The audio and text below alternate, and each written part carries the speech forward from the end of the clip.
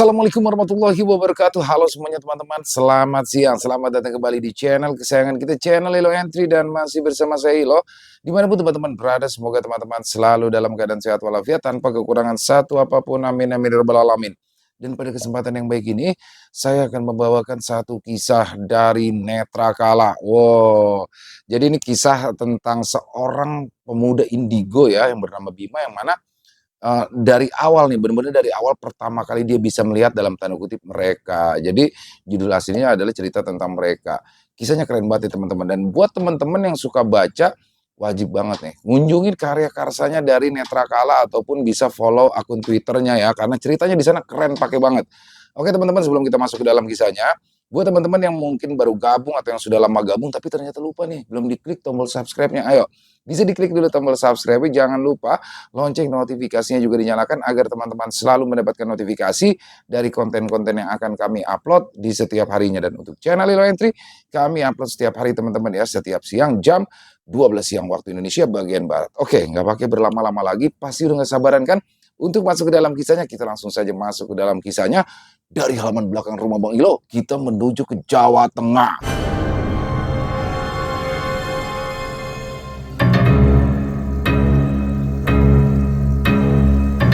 Misteri wanita berkebaya hitam. Kisah Bima. Tidur Bima tidak nyenyak malam itu. Berbagai posisi sudah ia coba, namun tetap saja matanya tak mau terpejam. Dia menghela nafas panjang, mencoba untuk melihat jam yang ada di dinding kamar kecilnya. Jam sudah menunjukkan pukul 1 dini hari. Udara yang begitu panas membuatnya tak betah untuk menggunakan selimut malam itu. Dah! Terdengar suara kencang seperti benda yang dilempar ke atap rumahnya. Apalagi nih, batinnya sembari menghela nafas, sudah puluhan kali dia mencoba mencerna segala sesuatu yang akhir-akhir ini ia temui.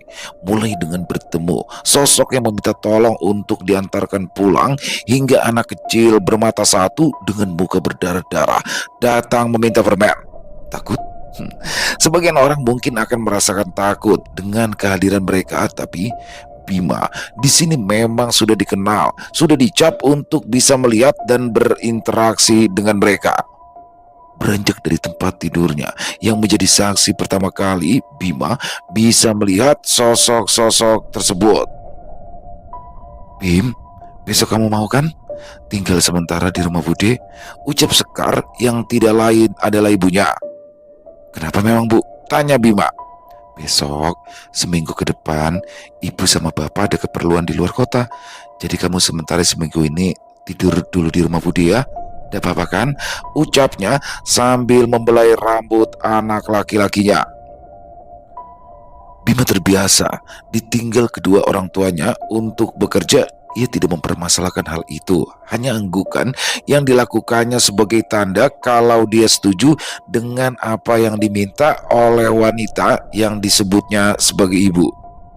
"Assalamualaikum," ucap Sekar saat ia sudah tiba di rumah kakaknya, Yanti.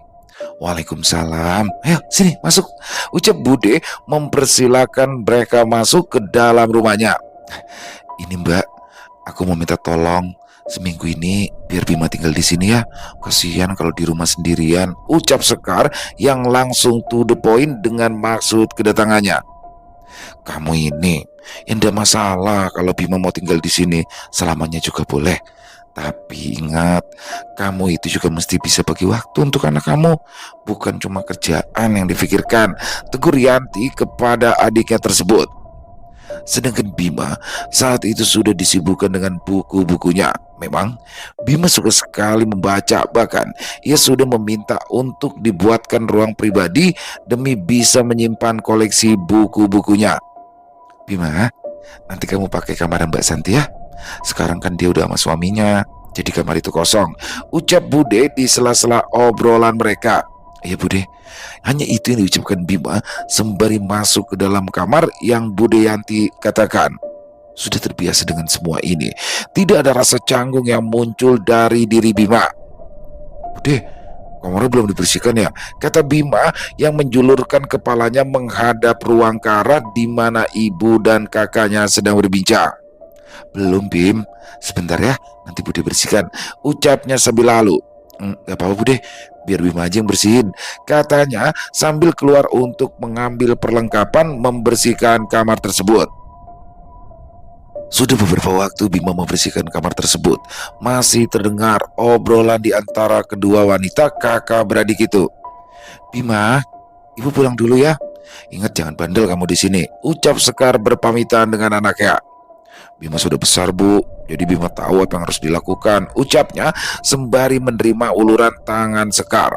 Saat ini memang Bima sudah menjadi siswa SMA walau baru kelas 1, tapi dengan sifat yang pendiam membuat ia terlihat lebih dewasa.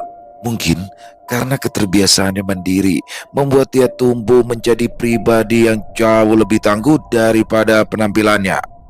Malam sudah beranjak, bulan sudah menampilkan cahayanya yang sendu. Bima memang hobi duduk sendiri, melamun, merasakan kesunyian baginya. Sungguh kenikmatan yang tidak bisa ia dapatkan dari hal lainnya. Bim, kamu ngerokok ya? Sapa Pak Dewawan yang sudah duduk di sebelah Bima. Iya Pak De, cuma ayah sama ibu gak tahu kalau Bima merokok, ucap Bima seraya memberikan senyum simpul. Kamu ini Bim, masih kecil udah ngerokok, tegurnya. Bim, kamu kesepian ya? Kalau kamu memang mau tinggal di sini terus, Pade juga nggak masalah. Sekalian malah bisa jadi temannya Pade, ujar Pade Wawan yang ikut menyalakan sebatang rokok. Memang Pade dan Bude belum diberikan kesempatan untuk memiliki anak laki-laki, ketiga anaknya semua perempuan. Mungkin Pade merasa butuh teman sesama laki-laki untuk saling bercerita nantinya. Udah biasa Pade, ayah sama ibu sibuk dengan kegiatan mereka. Ya Bima juga sudah tidak mempermasalahkan itu semua kok, ujar Bima yang masih suka memandangi bulan yang ada di atasnya. Mendengar itu semua, Pade hanya tersenyum dan beranjak kembali masuk ke dalam rumah. Semilir angin malam terasa lembut menerpa tubuh Bima. Malam semakin larut, ia masih saja betah dengan posisinya sedari tadi. Entah malam ini terasa begitu aneh, seolah dia sedang menantikan sesuatu yang memang sudah lama ingin bertemu dengannya. Menyadari bahwa sudah terlalu lama ia duduk di sini, Bima beranjak pergi ke kamar mandi untuk membersihkan badan sebelum tidur. Terdengar suara pintu yang dibuka tepat di depan Bima. Heran karena dia sama sekali belum menyentuh pintu tersebut. Dilihatnya juga tidak ada siapapun di dalam kamar itu. Bima mencoba untuk memeriksa, siapa tahu ada tikus yang masuk ke dalam kamarnya. Karena tidak mungkin angin bisa mendorong daun pintu yang tertutup rapat. Sudah 10 menit, Bima mencoba mencari-cari penyebab dari kejadian tadi, tapi tidak ada satupun hewan yang ditemukannya.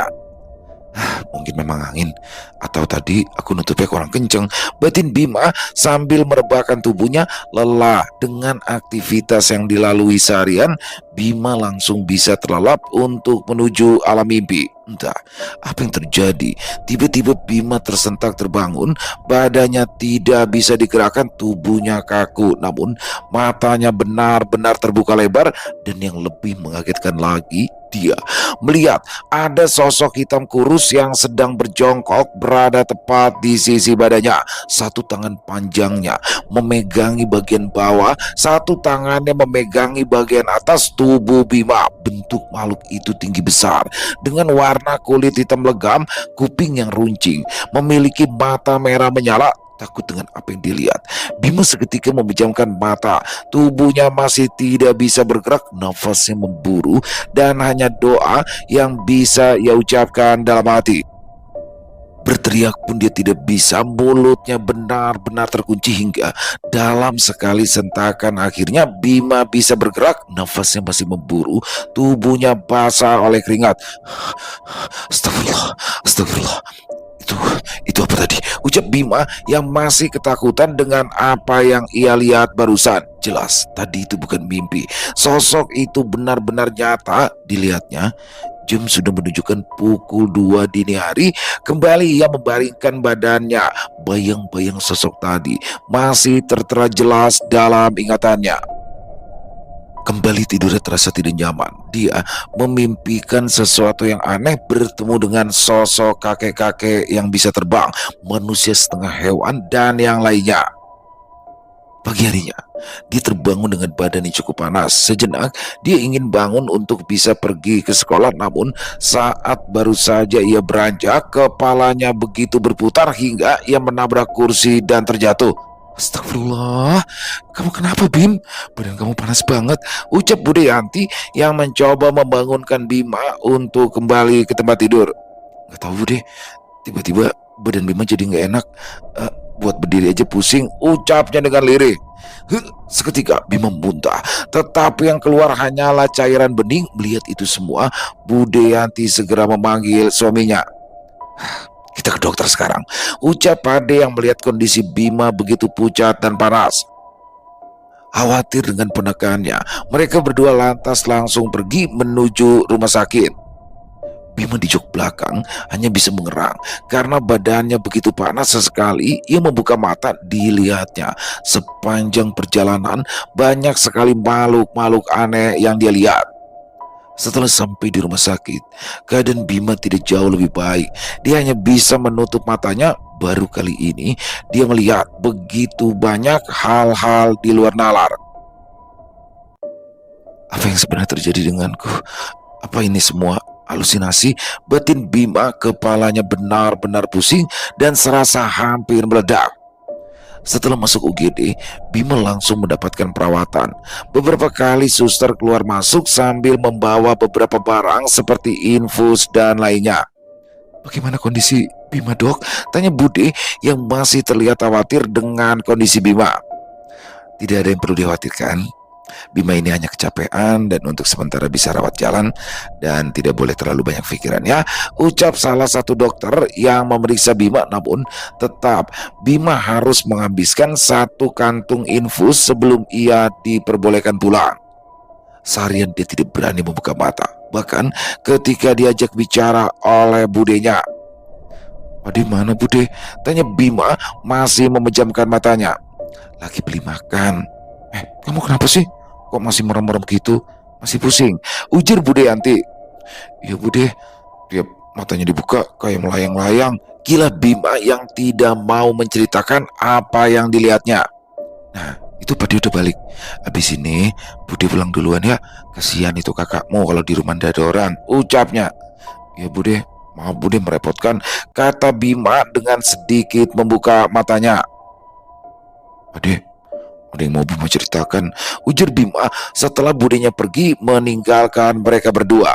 Bima langsung menceritakan kejadian yang ia alami. Dia yakin padenya akan lebih bijak menerima apa yang Bima ceritakan. Serius kamu Bim, ucap Pade Wawan yang masih antara percaya dan tidak percaya dengan apa yang Bima tuturkan. Beneran Pade, bahkan saat ini entah kenapa Pade, Bima bisa melihat mereka, kata Bima yang masih terlihat ketakutan dengan sekitarnya. Pade Wawan sejenak berpikir. Ia prihatin dengan apa yang terjadi atas keponakannya. Segera ia membuka handphone dan keluar ruangan untuk menghubungi seseorang. Kembali Bima memejamkan matanya. Selang beberapa menit, terdengar tirai disibakan dan seseorang berjalan menuju ruangan Bima. Mengira jika itu adalah padenya, Bima segera membuka mata untuk meminta segera pulang. Tapi betapa terkejutnya dia ketika yang dia lihat ternyata adalah sosok laki-laki dengan muka hancur penuh darah, lehernya patah dan matanya hampir keluar. Seketika Bima berteriak dengan kencang. Buru-buru suster yang ada di sana mendatangi Bima yang histeris sambil menunjuk-nunjuk sosok yang tidak bisa mereka lihat. Bima, kamu kenapa Bim? Ucap padenya yang langsung berlari masuk ke dalam ruangan. Pade, Bima mau pulang. Sekarang juga Bima mau pulang, kata Bima histeris karena memang kondisi Bima yang baik-baik saja. Akhirnya setelah selesai menyelesaikan administrasi, Bima diperbolehkan untuk pulang. Bim, kita mampir ke tempat teman Pade dulu ya. Kamu masih kuat kan? Ujar Padenya sambil menyetir mobil.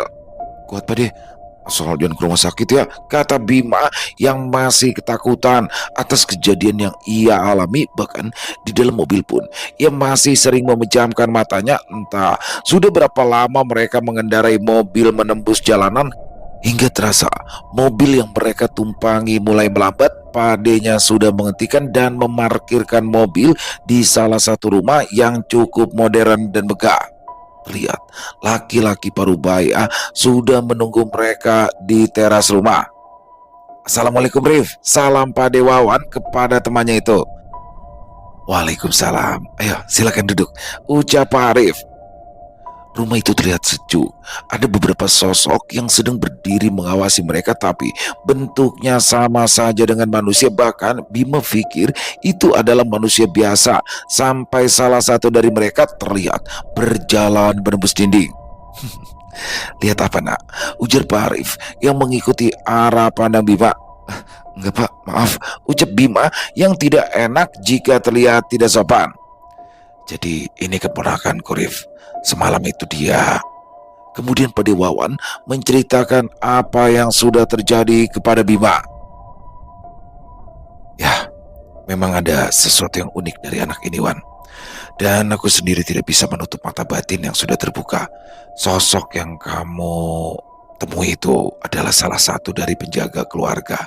Dan memang itu sudah menjadi ya sebagian perjanjian dari leluhurnya dengan sosok tersebut. Jelas Pak Arif. Perjanjian, ucap Pak Dewawan. Ya, leluhurnya punya perjanjian bahwa dia harus menjaga anak dan keturunannya hingga terakhir, kata Pak Arif. Jadi apa yang Bima lihat bukan halusinasi ya Pak, ucap Bima. Oh tidak, itu adalah penghuni dari alam lain. Dan memang butuh waktu untuk kamu bisa terbiasa dan juga mengendalikan itu semua, ucap Pak Arif. Jadi tidak masalah dengan semua itu kan Rif, ujar Pak Dewawan. Sebentar. Pak Arif masuk ke dalam rumahnya. Kamu kondisinya gimana Bim? Masih sakit? Tanya Pak De memastikan kondisi Bima. Sudah mendingan Pak De, nggak sepusing tadi. Justru ketika masuk ke rumah ini rasanya badan Bima jadi sedikit enteng, ucap Bima.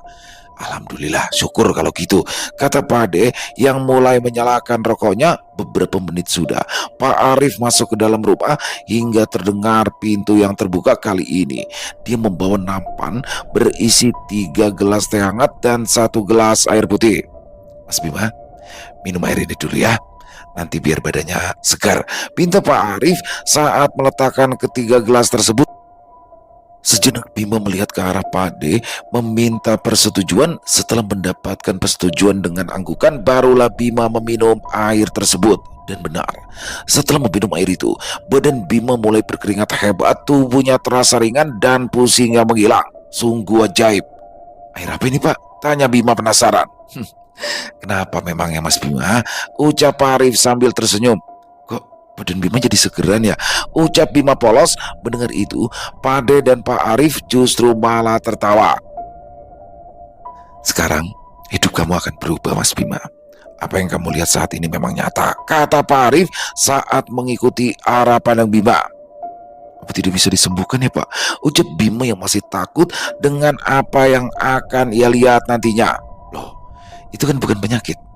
Jadi semua itu sudah menjadi jalanmu, jelas Pak Arif. Akhirnya, karena sore sudah menjelang, mereka berpamitan untuk pulang. Bima sedikit lebih tenang daripada tadi sebelum ia bertemu dengan Pak Arif. Mungkin memang ini akan menjadi cerita baru dalam kehidupannya. Malam kembali datang. Tadi, kedua orang tuanya menghubungi Bima untuk memastikan keadaannya. Namun, karena Bima pintar berkilah, akhirnya mereka tetap memutuskan untuk menyelesaikan pekerjaan mereka sebelum pulang menjemput Bima. Terdengar suara siutan dari sisi kiri Bima. Dia tahu itu bukan suara manusia. Bima masih merasa takut dengan apa yang akan dia lihat, tidak mau mempedulikan itu semua. Akhirnya Bima kembali berjalan menuju kamarnya. Di kamarnya pun Bima merasa tidak tenang. Banyak pikiran buruk yang hilir mudik di kepalanya ketika ia memejamkan mata. Sedangkan ketika dia membuka mata, justru yang didapatinya tidak kalah seram. Bima, Terdengar suara lirih wanita memanggilnya. Tidak mau menghiraukan itu semua, Bima mencoba untuk memejamkan matanya. Kini bau harum bunga melati justru malah muncul entah dari mana. Mencoba memberanikan diri, ia membuka matanya sedikit. Lihat di sudut kamarnya, sosok wanita berdiri dengan baju biru mirip daster yang sudah lusuh. Kepalanya menghadap ke bawah, tertutupi oleh rambut panjang yang basah oleh air. Astagfirullah, ucap Bima dalam keterkejutannya. Kembali Bima menutup matanya ketakutan. Kenapa jadi seperti ini sih? Memangnya apa salahku? Ucap Bima dalam hati. Sekali lagi Bima mencoba untuk membuka matanya. Untungnya sosok tersebut sudah hilang, namun bau dari bunga melati masih menguar di sekitar kamarnya. Bima masih merasa ketakutan, bahkan untuk sekedar bergerak pun ia tidak berani. Dalam pikirannya hal-hal buruk bermunculan. Bagaimana kalau ternyata mereka ada di kolong tempat tidur? Bagaimana kalau ternyata mereka ada di sebelahku? Pikiran-pikiran seperti itu selalu saja berseliweran dalam benak Bima. Kuatkan dirimu, Bima. Terdengar jelas suara laki-laki serak yang tak berasal dari mana. Sejenak Bima kembali membuka matanya. Tidak ada seorang pun di sana kecuali Bima. Suara detak jam dinding terdengar semakin kencang, menandakan kalau malam sudah kian larut. Suara hingar-bingar yang sedari tadi Bima dengar semakin terasa kencang di telinganya.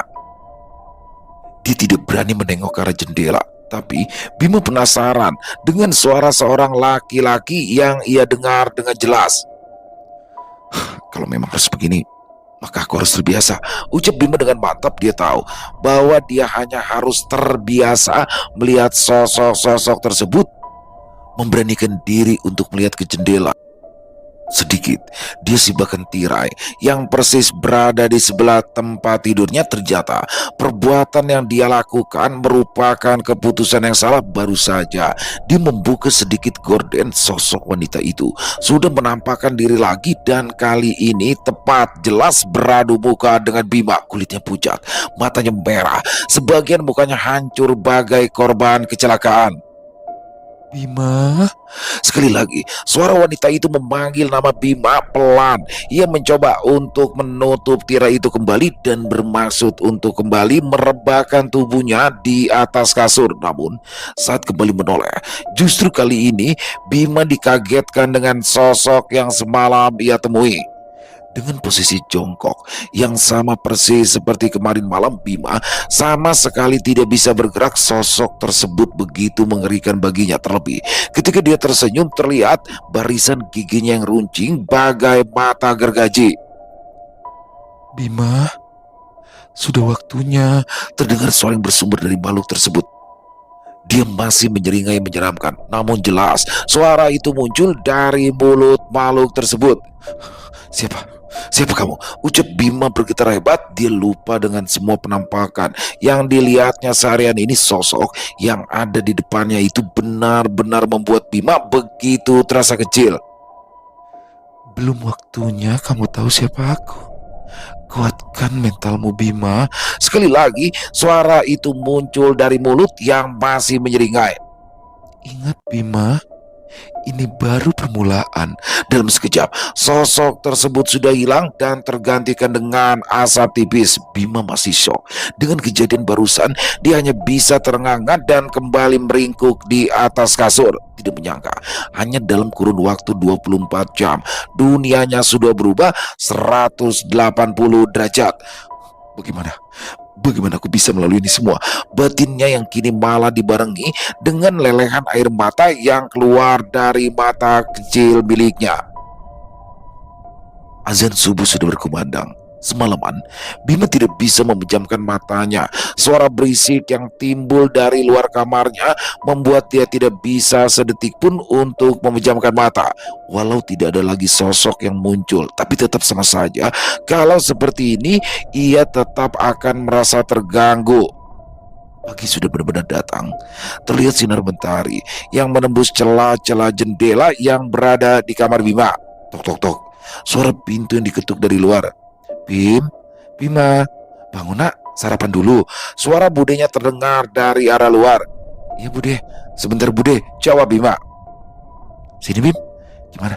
Kondisi kamu udah sehat? Ucap Mbak Maya yang baru saja pulang dari kegiatan studi tour di sekolahnya. Udah Mbak, udah enakan, kata Bima yang sudah duduk di depan Mbak Maya. Kali ini pandangannya jatuh ke arah samping sepupunya tersebut. Ada sosok wanita Jawa yang tersenyum simpul sambil melihat ke arah Bima. Entah siapa, saat ini ia tidak mau tahu dan melanjutkan saja sarapannya. Bim, kalau nanti kamu udah sehat, ikut Mbak aja yuk, ajak Mbak Maya. Mau kemana Mbak? Ucap Bima sambil menyuapkan nasi ke dalam mulutnya. Ya jalan-jalan, biar kamu segeran aja. Menanggapi itu semua, Bima hanya mengangguk dan tersenyum. Sedangkan sedari tadi, sosok wanita Jawa itu terus memperhatikan Bima dengan senyum yang mengerikan. Maya, kamu kan baru semalam sampai, istirahat dulu. Lagian Bimanya juga masih kelihatan belum fit itu, ujar Bude yang mengerti kalau Bima sebenarnya masih malas untuk pergi keluar rumah. Pade sudah berangkat ya Bude? Tanya Bima karena sedari tadi padenya tidak kunjung muncul. Iya, tadi sudah berangkat pagi-pagi. Katanya ada meeting pagi ini, jadi mesti datang lebih awal. Jelas Bude. Setelah selesai sarapan dan membersihkan piring-piring kotor, Bima kembali lagi ke kamarnya. Kali ini Mbak Maya mengekorinya. Bim, kamu kenapa sih? Kok Mbak lihat-lihat kamu kayak banyak pikiran gitu? Cerita dong sama Mbak, ucapnya saat sudah duduk di kursi yang ada di dalam kamar tersebut. Bima kembali melihat sosok yang ada di belakang Mbak Maya, tapi kali ini berbeda. Sosok tersebut hanya berdiri di depan pintu kamar Bima. Serius kamu Bim? Ucap Mbak Maya kaget dengan apa yang sudah Bima ceritakan semuanya.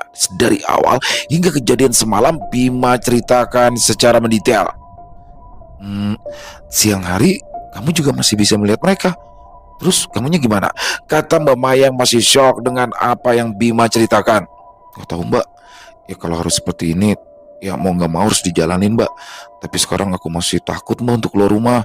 Bahkan untuk sekedar ke kamar mandi aja, aku harus benar-benar ngumpulin keberanian, kata Bima. Ya udah, sekarang kamu istirahat aja dulu. Kalau ada apa-apa langsung panggil Mbak aja ya, ucap Mbak Maya sambil beranjak meninggalkan Bima untuk beristirahat. Ya Mbak, saut Bima yang sudah merebahkan badannya. Memang intensitas mereka di siang hari tidak sebanyak waktu malam hari. Bima tidak tahu kenapa. Yang terpenting saat ini dia bisa memejamkan mata untuk mengganti tidurnya yang terganggu di malam hari. Seminggu sudah Bima tinggal di tempat Budianti. Dia mulai terbiasa dengan apa yang dia lihat, walau kadang Bima masih merasa kaget jika tiba-tiba ada sosok yang muncul di hadapannya. 3 hari setelah Bima sakit, dia memutuskan untuk berangkat ke sekolah. Kondisinya terbilang sudah sehat. Yakin kamu sudah sehat? Kata padenya saat sarapan sebelum berangkat bekerja. Iya Pade, sudah 3 hari Bima gak masuk sekolah. Ya wes, nanti kamu bareng sama Pade ya, sama Mbak Maya juga sekalian. Gak usah naik angkot.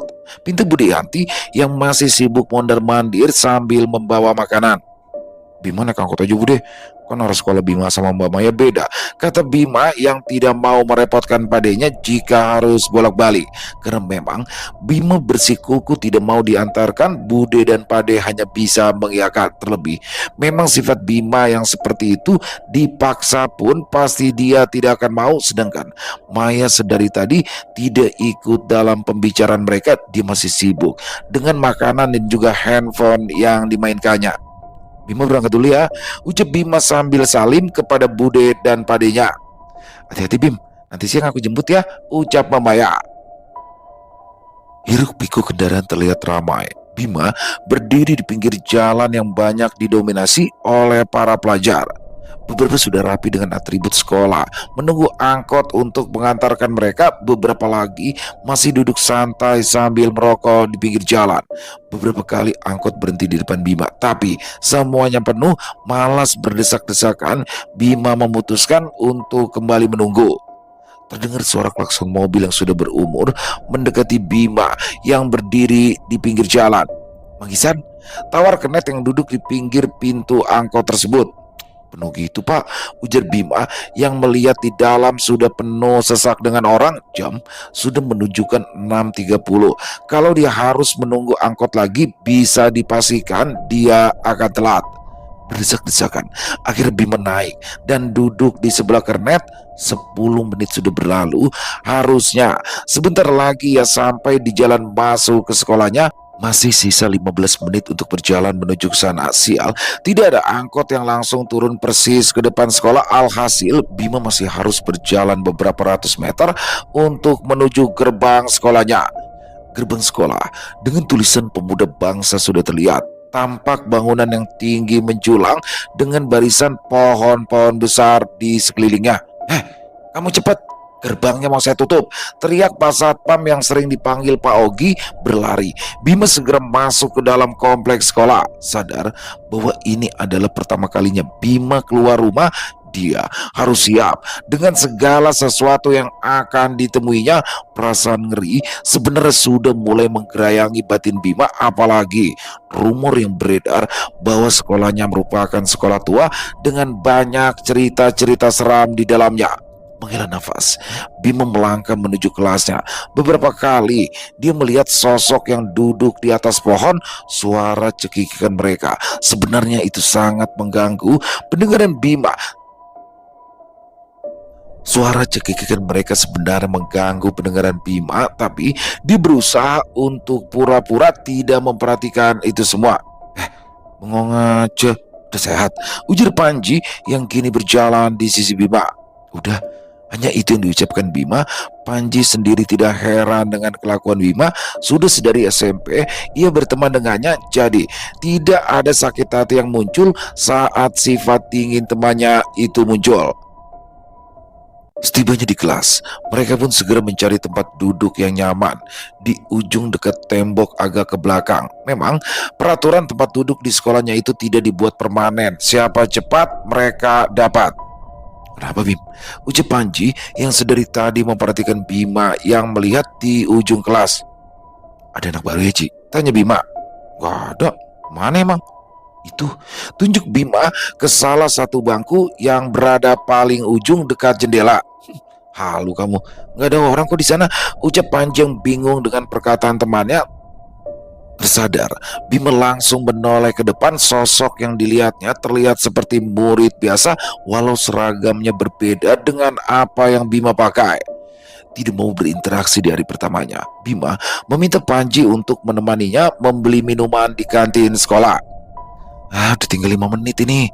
Habis ini itu pelajarannya si Parjo. Males, nanti dihukum, tolak Panji. Karena malas jika harus keluar sendiri, Bima mengurungkan niatnya kembali. Bima menoleh ke arah siswa tersebut. Namun kali ini siswa itu juga menoleh ke arah Bima, soalnya dia tahu kalau Bima sedang memperhatikannya.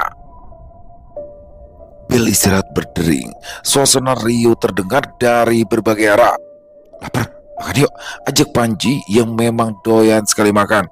Duluan aja, ntar aku nyusul, kata Bima yang masih membereskan buku-bukunya. Dilihatnya, suasana kelas sudah sepi, hanya tinggal beberapa orang.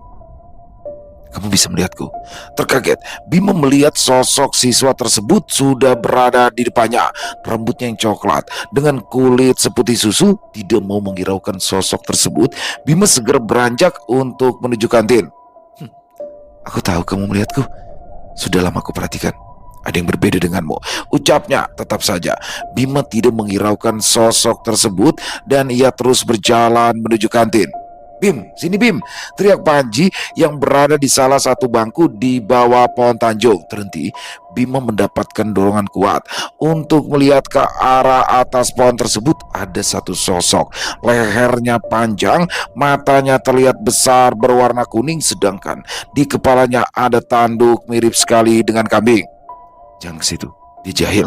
Sekali lagi ucap sosok siswa yang sedari tadi mengikuti Bima. Jahil gimana? Ucap Bima yang lupa dengan kepura-puraannya. Sosok itu sering merasuki orang-orang yang ada di sini, kata siswa itu. Tidak mau ambil resiko, Bima meminta Panji untuk menemuinya. Di sana lebih adem, malah milih di panas gini, sungut Panji yang masih membawa piring siomay dan gelas es tehnya. Udah di sini aja, tidak mau berdebat. Akhirnya Panji segera duduk di sebelah Bima. Kamu kenapa sih, Bim? Dari tadi aku perhatiin aneh banget, kata Panji. Gak apa-apa, aku ceritain juga kamu gak bakal percaya, tukas Bima. Bingung dengan tingkah Bima, Panji memilih untuk diam. Jadi kamu sudah tidak berpura-pura lagi? Tidak melihatku? Kata sosok anak laki-laki yang sedari tadi mengikuti Bima kemanapun. Pergilah, kata Bima. Pergi? Pergi kemana sih, Bim? Tanya Panji bingung dengan ucapan Bima. Enggak, tadi aku lagi nyanyi, kilanya, sedangkan Panji hanya geleng-geleng kepala. Dasar aneh.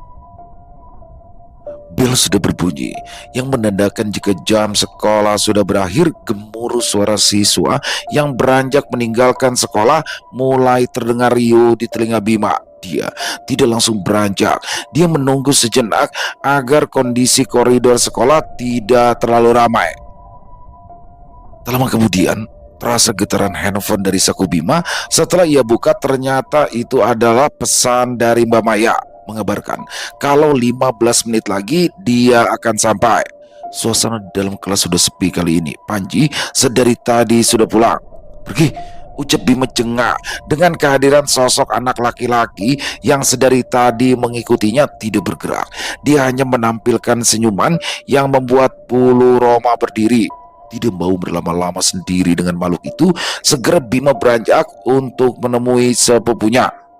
Lama banget sih, Bim, keluh Mbak Maya yang terlihat kepanasan. Tadi ke toilet sebentar, Mbak, kila Bima.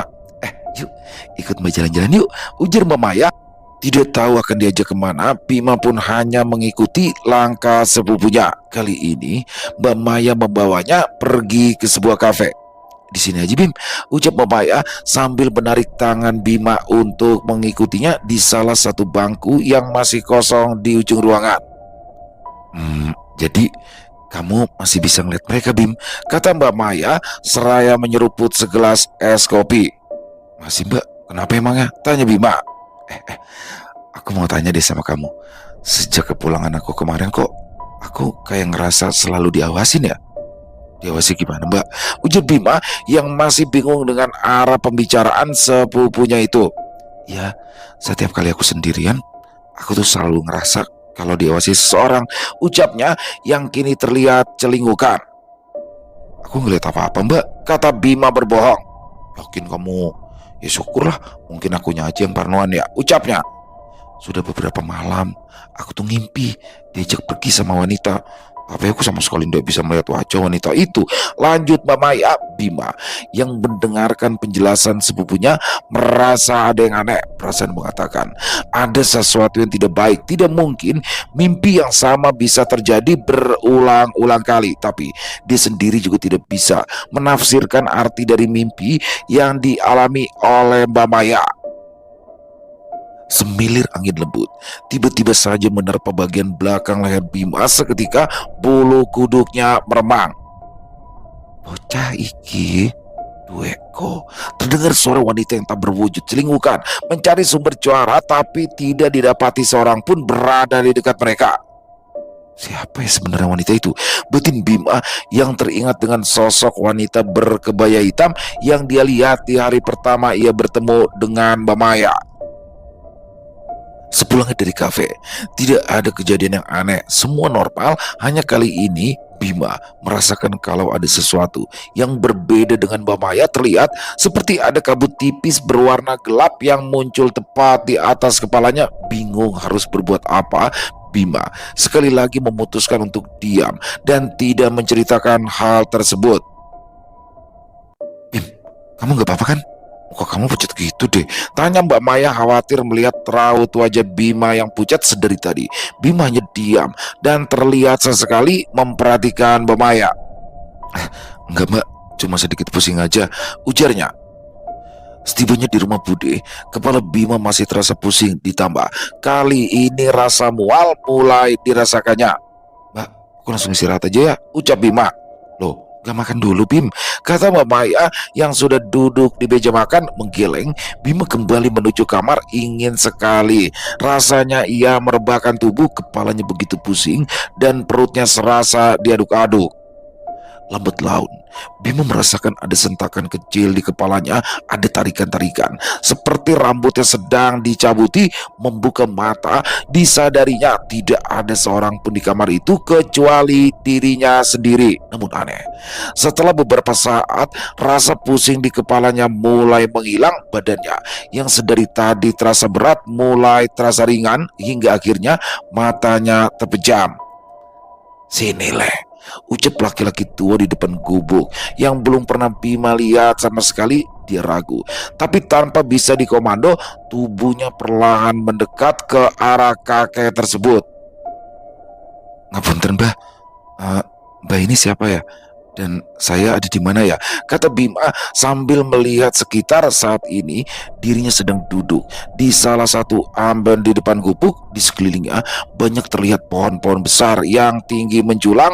Langit terlihat gelap seperti mendung atau maghrib yang sudah mulai menjelang. Sambil tersenyum, kakek itu menepuk-nepuk dipan meminta agar Bima duduk di sebelahnya.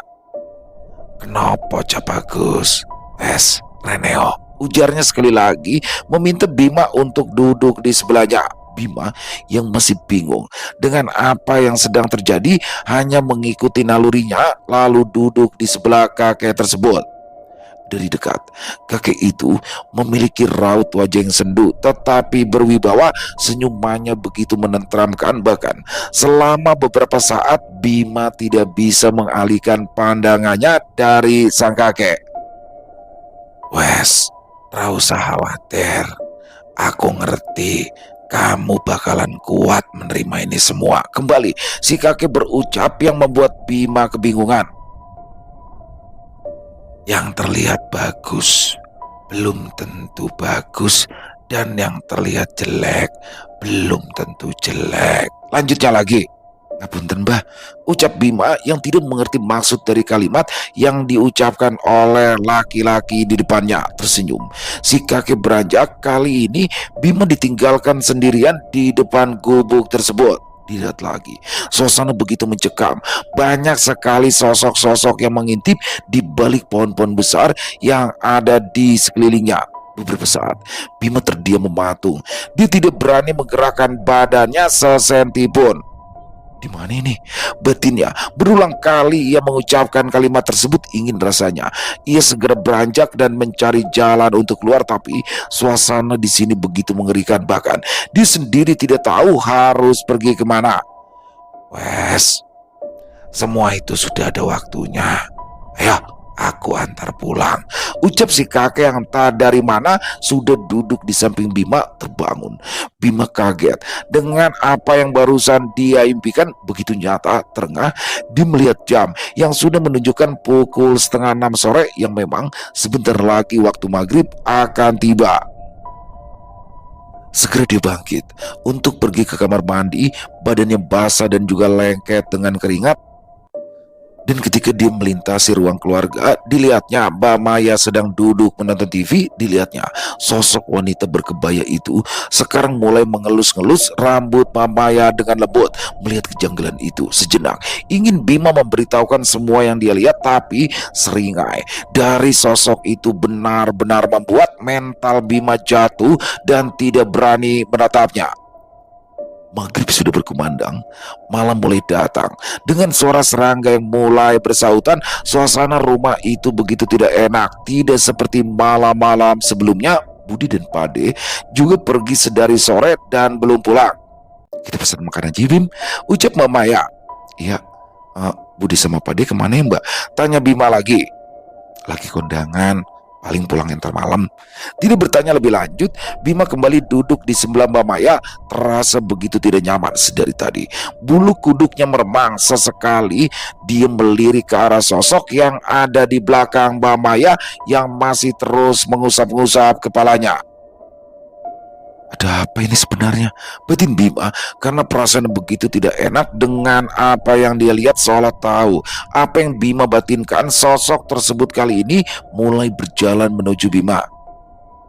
"Bocah iki kudu melu aku," ucap dengan tanpa membuka mulut sama sekali, yang kali ini dibarengi dengan munculnya bau bunga melati yang kuat. "Bim, Kamu pakai parfum melati ya? Ujar Mbak Maya sambil mengendus-endus udara di sekelilingnya. Enggak, Mbak. Kirain Mbak Maya yang pakai. Jawab Bima. Aneh ya, kok bau melati ya? Bisik Maya yang mulai berasa merinding. Bim, gak ada hantu yang lewat kan, Bim? Tanya Mbak Maya.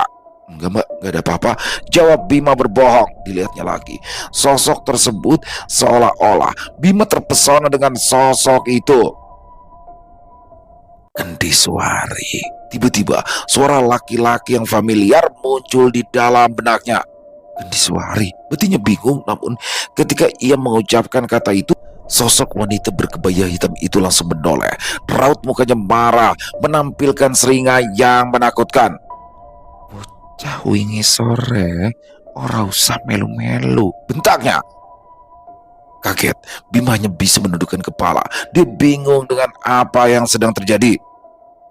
Apa itu Kendiswari? Kenapa sosok tersebut tiba-tiba marah padaku? Sekali lagi, batin Bima bergejolak. Tidak sampai di situ kali ini. Sosok wanita berkebaya itu justru menampilkan muka yang begitu seram. Separuh dari wajahnya hancur terlihat. Belatung menggeliat di setiap lubang-lubang kecil, di setiap senti wajahnya. Astagfirullah, ucap Bima. Sementara Mbak Maya yang melihat Bima tahu kalau pasti ada sesuatu yang tidak beres, tapi tetap saja ketika ditanya, Bima hanya menjawab, tidak ada apa-apa. Malam kian larut, Pade dan Bude sudah pulang. Seluruh penghuni rumah sudah masuk ke dalam kamar masing-masing. Bima masih termenung memikirkan kejadian sore tadi, dari mimpinya yang aneh sampai dengan nama Kendiswari. Apa arti dari Kendiswari? Sampai sosok yang mengikuti Mbak Maya marah sayup-sayup, dia mendengar ada suara wanita yang sedang menyinden. Suaranya sungguh memilukan, membuat bulu kuduk merinding. Penasaran dengan sumber suara itu, Bima bangkit untuk mengecek siapa yang malam-malam seperti ini menyinden. Dibukanya pintu kamar. Semua lampu sudah dimatikan, tapi ada satu orang yang terlihat sedang duduk di sofa depan TV. Ya, pandangannya tidak salah lagi, itu adalah sosok Mamaya. Sejak kapan Mamaya bisa menyinden? Ucap Bima. Heran dengan apa yang dia lihat, Bima mencoba mendekati sosok tersebut, masih tidak percaya dengan apa yang dia lihat. Mbak Maya, panggilnya lirih. Tidak ada sautan. Masih saja ia menyinden dengan alunan nada yang menyeramkan. Semakin penasaran dibuatnya, Bima kembali berjalan menuju sepupunya. Mbak Maya, ucapnya masih sambil mendekat. Iya, kenapa Bim? Ucapnya tersenyum, tapi senyuman itu bukan seperti senyuman Mbak Maya. Begitu dingin dan menyeramkan. Mbak Maya tadi nyinden? Tanya Bima masih tersenyum. Dia kembali menoleh ke depan dan mulai menyinden lagi. Sedangkan Bima yang kebingungan dengan sikap sepupunya itu berniat untuk kembali ke kamarnya, dan baru saat saja dia berbalik.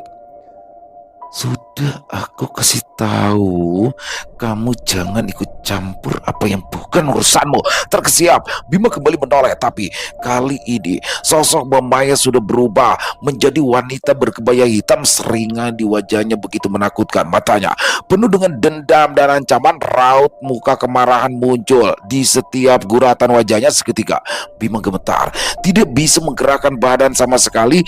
Keberanian yang ia dapatkan sudah hilang. Tak kemana sosok tersebut kini sudah berdiri. Aku ngerti kowe sopo, tapi aku tidak akan melepaskan anak perempuan ini. Kembali sosok tersebut terucap. Tersadar, Bima berlari menuju pintu kamarnya. Suara tawa wanita itu terdengar jelas di telinganya. Terengah-engah Bima duduk di atas dipan miliknya. Ikut campur apa? Batinya, bahkan dia sendiri tidak tahu apa yang sedang terjadi. Kalau dengan kejadian yang baru saja terjadi, Bima berharap ada seseorang yang menemaninya malam ini. Matanya tidak mau terbejam. Suara sinden itu masih terus terngiang-ngiang di telinganya. Ketukan demi ketukan ia dengar dari arah pintu kamarnya. Berkali-kali namanya dipanggil. Bima tidak berani membuka mata. Ia terus berdoa, berharap malam segera beranjak. Kali ini Bima menyerah dengan keadaan, dia menangis dalam diam. Dia rindu dengan kedua orang tuanya. Malam ini dia begitu takut dengan apa yang dia lihat. Sosok tersebut memang tidak mengerikan, seperti sosok yang penuh dengan darah di sekujur tubuhnya, tapi aura intimidasi yang kuat. Entah kenapa Bima rasakan ketakutan yang menjalar di batinnya, membuat ia tidak berani melakukan apa-apa. Selesai. Wow, luar biasa kisah Bima. Wah, kisah dari Netra Kala nih salah satu penulis kesukaan saya, favorit saya nih Netra Kala, karena dapat banget gitu, kayak kita ada di situ. Dan bagaimana di sini seorang Bima, dia adalah indigo tapi yang nggak dari lahir ya teman-teman. Jadi macam-macam sih, ada orang yang dari kecil memang sudah bisa, ada yang ketika dewasa dia baru bisa, walaupun tapi mungkin gini ya, ketika dari kecil itu dia sudah ada bibit-bibitnya tapi dia nggak nyadari. Nah di sini bagaimana Bima kaget, dia nggak bisa nggak bisa menerima. Untungnya di sini ada Pak D-nya yang bersedia mendampingi, dibawa ke temennya yang lebih mengerti, dan alhamdulillah di sini Bima perlahan-lahan mulai bisa berkomunikasi dan juga bisa melihat dan bisa terbiasa dengan kehadiran mereka. Dan di sini nih, ketika saudara sepupunya ya Mbak Maya diikuti oleh sosok berkebaya yang mana selalu bilang pengen ngambil.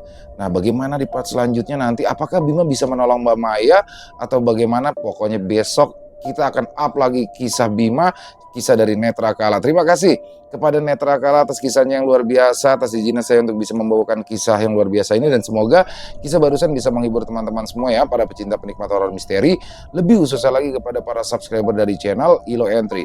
Buat teman-teman yang suka dengan videonya bisa diklik tombol like, tombol jempolnya, boleh juga dibantu di-share ya link videonya ini ke teman-teman yang lain agar juga ikut merasa terhibur. Buat teman-teman yang mungkin punya komentar lain, yang mungkin punya pendapat lain tentang kisah barusan, bisa menuliskannya di dalam kolom komentar ataupun hanya sekedar saling menyapa. Insya Allah kami akan menjawabnya satu persatu. Buat teman-teman yang juga belum subscribe, sekali lagi yuk bisa diklik tombol subscribe, jangan lupa lonceng notifikasinya dinyalakan agar teman-teman selalu mendapatkan notifikasi dari konten-konten yang akan kami upload di setiap harinya. Dan kami juga ingin mengucapkan terima kasih ya kepada seluruh teman-teman yang sudah selalu setia hadir, yang sudah selalu mendukung kami. Karena teman-temanlah kami selalu bersemangat berkarya di setiap harinya.